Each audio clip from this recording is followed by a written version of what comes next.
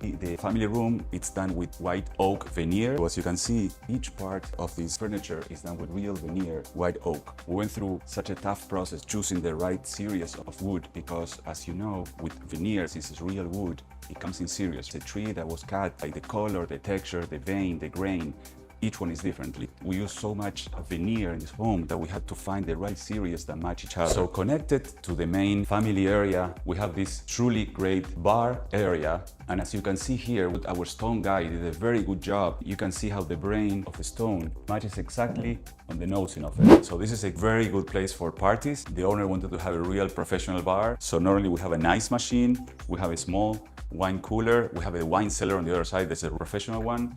And here we have this sink that after we finished the home, the owner wanted to have a bigger sink that was specified originally. And we have to do such a difficult work to be able to cut the stone in place once the house was completely finished. We have to build a cabin with plastic, so no powder, no dust. So it was such a difficult operation. What a place to have a coffee, to have a drink and be with your friends.